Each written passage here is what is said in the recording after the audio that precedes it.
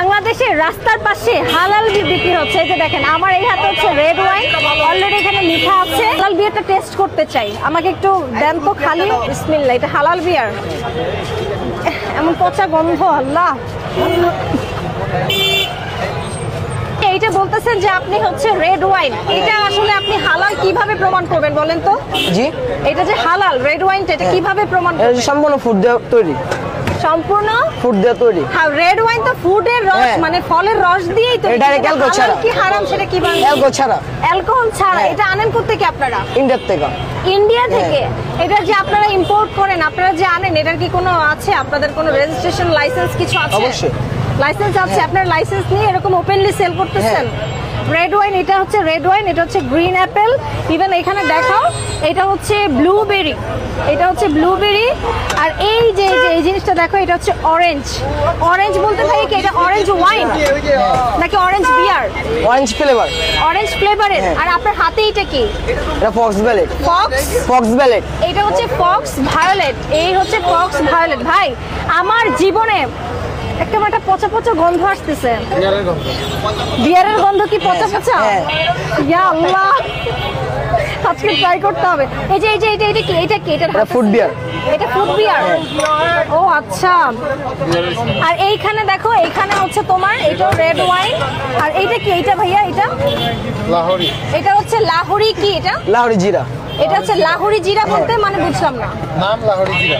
মানে এটা জিরা ফ্লেভার, টক মিষ্টি। ওয়াইনের ফ্লেভার। ও আচ্ছা ভাই, এত এত নাম। আর এটা হচ্ছে কি? এটা হচ্ছে স্ট্রবেরি। আচ্ছা ভাই, আপনার নামটা কি? ফারুক, মোহাম্মদ ওমর ফারুক। মানে পুরান ঢাকার নাজিরা বাজারে ফারুক ভাইয়ের দোকানে আমি লেমন সোডা খেতে আসছিলাম, বিকজ অফ এই মেশিনটা দেখলে আমরা সবাই।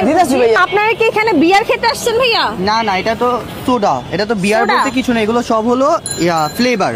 কোন ফ্লেভারটা সবচেয়ে বেশি মজা? সবচেয়ে বেশি মজা হচ্ছে হলো ফক্স ভায়োলেট আর এই যে ব্লুবেরি।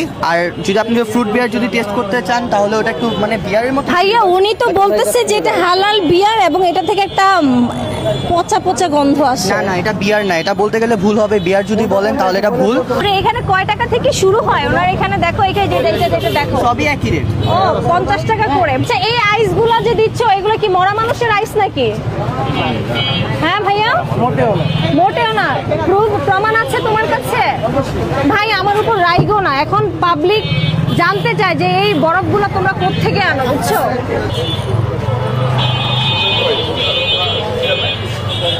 এটা টেস্ট হচ্ছে অ্যাকচুয়ালি মানে ফলটাকে, ফলের রসকে যখন একদম পচায় ফেলে না, পচা পচা একটা গন্ধ, সেরকমই একটা ফ্লেভার আসে।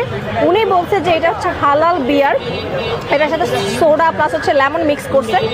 তবে আমি জানি না এটা কতটুকু হালাল হবে। তবে আমি এই পর্যন্ত যত রাস্তাঘাটে হচ্ছে সোডা পানি খেয়েছি, এই সোডা পানিটা হচ্ছে টোটালি ডিফারেন্ট। সো আর বেশি বকবক করবো না। যারা এইটা টেস্ট নিতে চান তারা ডেফিনেটলি হচ্ছে পুরান ঢাকার নাজিরা বাজারের ফারুক ভাইয়ের দোকান, রাইট? ফারুক ভাইয়ের দোকানে এসে আসলে আপনারা এটা টেস্ট নিতে পারবেন।